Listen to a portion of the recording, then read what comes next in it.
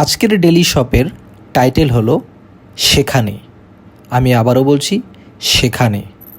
Bible পাঠ মথি 19 অধ্যায় 1 থেকে 2 পদ।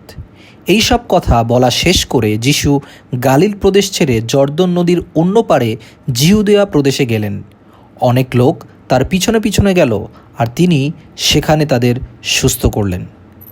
পর্যবেক্ষণ: যিশু জেরুজালেমের দিকে যাচ্ছিলেন, যেখানে তিনি পাপের প্রায়শ্চিত্তের বলিদান হিসেবে তার জীবন উৎসর্গ করবেন।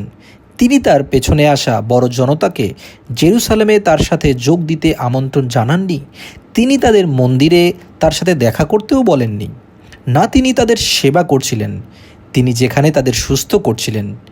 তাদের জেরুজালেমে থাকার প্রয়োজন ছিল না, তাদের মন্দিরে থাকার প্রয়োজন ছিল না, তাদের কেবল যিশুর উপস্থিতিতে থাকা প্রয়োজন ছিল।